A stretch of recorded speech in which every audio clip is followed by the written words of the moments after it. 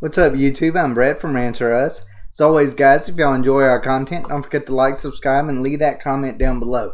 We're on the road to 1,000. We hope you guys can help us get there.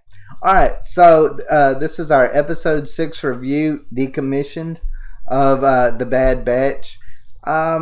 Overall, this show's been a real hit and miss for me. Some episodes I feel like are better than others.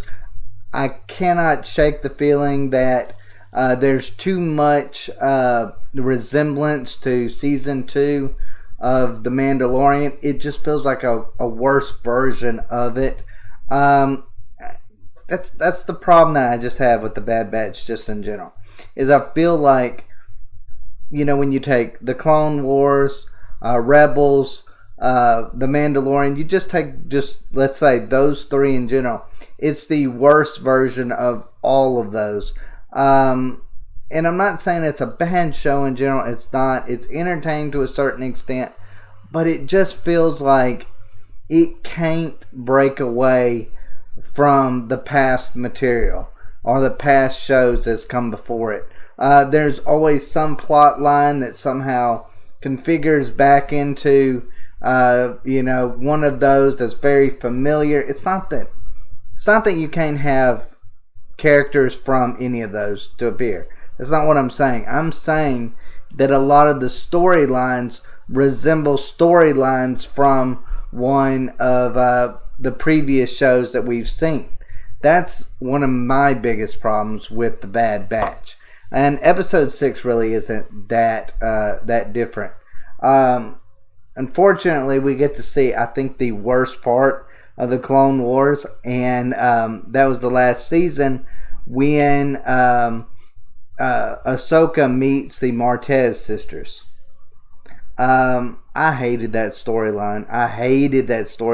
That was the most boring storyline out of the last season. It literally played no role in anything. I thought they were boring. I thought they were, they're crooks that have a good heart. How many times have we seen that in Star Wars? So I'm like, that's not different. That's not new. That's not anything that makes me excited for, the upcoming seasons, or, I'm not excited to see those particular characters coming back. And the way that they introduced them within the episode was so stupid, I thought, because all of it takes place in a facility where the Bad Batch is going after a decommissioned tactical droid, and they're going after the tactical droid as well, and they're in this facility, and it's just like, that tactical droid's mine, no it's mine, and then we have to go through all of that. It mainly takes place in that facility. Nothing. It was just a back and forth of grabbing a head of a tactical droid. That was really all it was. There was nothing. I don't know. I didn't feel like there was anything really exciting. I actually thought this was one of the worst episodes of The Bad Batch so far, at least for me. Because I just felt like there was nothing exciting. There was nothing that really captivated me. There was, some things that I was like, ooh, that could maybe be something in the future. But as far as the Martez sisters go, they just don't do it for me. I just don't like their characters. I didn't like them on the Clone Wars. I don't like them now. But I hope that in the future we don't see whole story arcs involving them, which it would not shock me if we did. But as far as that, I do enjoy the Bad Batch doing missions for Sid.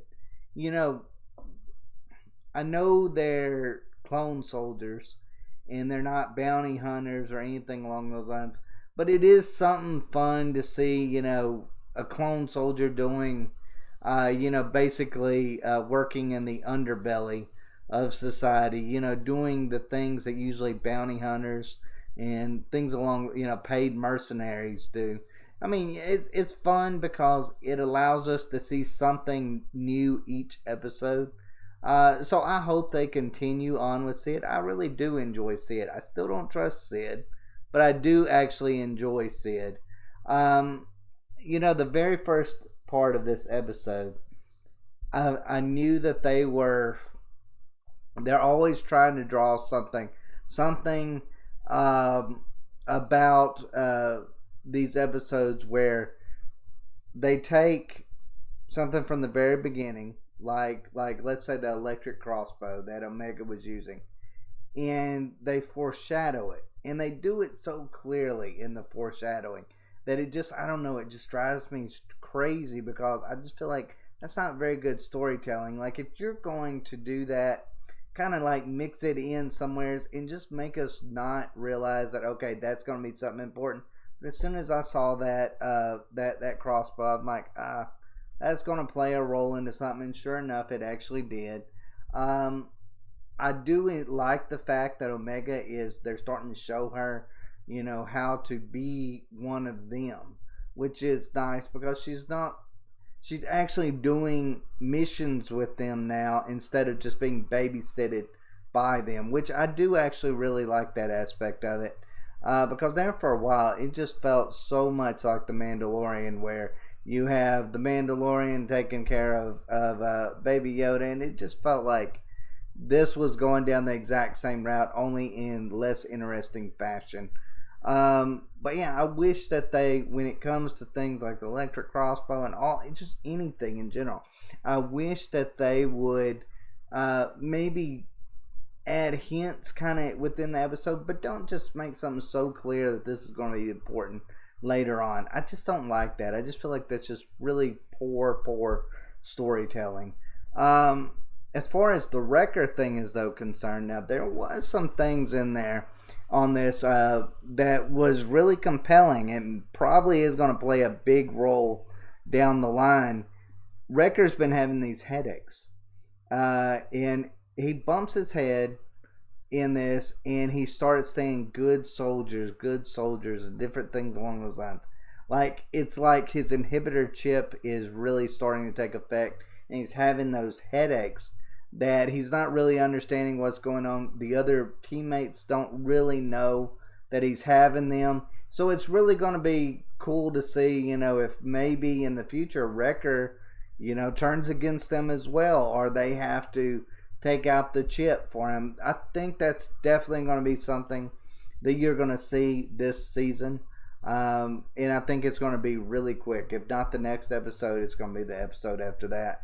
Because you're going to see them, you're going to see some more antagonists, I think, within the team more than outside of the team, or the people around them. I don't feel like the Empire, I don't feel like it's going down that route where that the Empire is going to be the main antagonist of this season. I think it's going to be people within their realm that they've dealt with, whether it be Sid or whether it be those that Trace and Rafa, the person that Trace and Rafa were trying to get that decommissioned tactical droid for.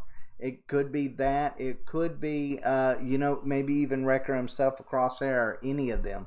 But I don't believe it's going to be somebody like Tarkin or anything like that that's going to actually be the main overall arching villain for this season. And I'm kind of a little bit disappointed by that because I was really thinking we were going to be seeing a lot of Tarkin, a lot of the clones, a lot of them having to fight against their own, and maybe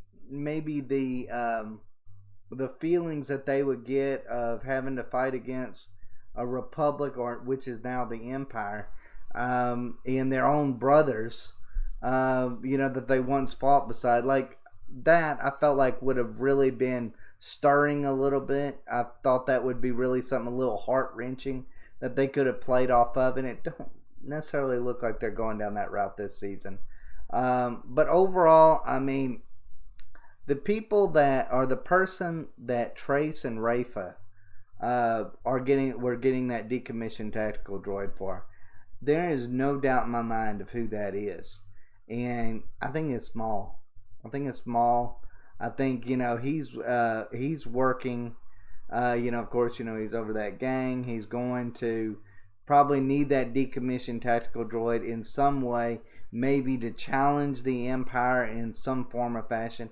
I think that's who it is. I really do. I think they're going to find out that the person that they're working for actually isn't working to help people, it's working to hurt people. It just feels like that's the way Trace and Rafa always work. They always they always do jobs for people that they think aren't necessarily bad, and then it turns out that they're villains. They always seem to go down that road. I think they're going to go down this road as well. But overall, this to me was the worst episode so far of the Bad Batch. I just didn't really enjoy very much of it. It just felt like all of it took place in that facility on Corellia. It's like nothing really interesting happened. Like I said, they gave away the electric crossbow just a little too much in that one. And of course, there was no suspense of whether or not Trace and Rafa were going to be the good guys. You knew that they were going to save Omega in the end. There was no moment in there that you go, okay, wait, which way are they going to go? You know already. They've already put the pieces out. We already know who these people are at this point. So no choice that they make is going to be shocking. And I don't like that aspect of it. I guess I like characters that are more in the gray area. Characters that could go either way. And now, it's just like the Bad Batch. I mean, you kind of know which way they're going to go. You know that Trace and Rafa, they're not going to make those into villains in any form or fashion.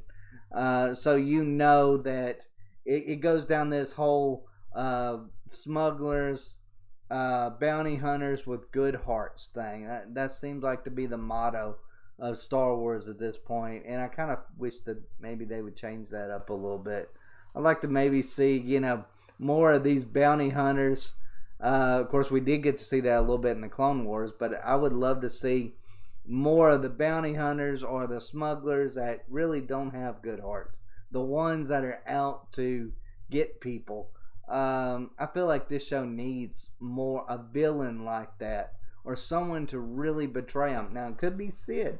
That ends up betraying them. It would not be shocking. In fact, I would almost go so far to say that Sid will betray them. But you can't necessarily say that she's got a good heart.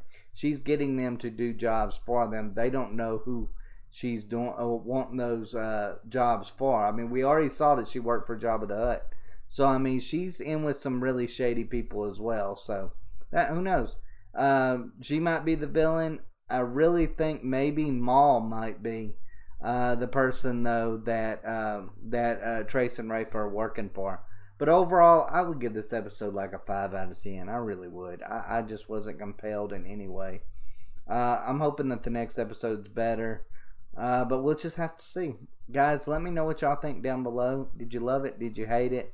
Do you think it's going on the right path? Do you think that they actually kind of do need like a main antagonist or something shocking within to kind of mix things up a little bit?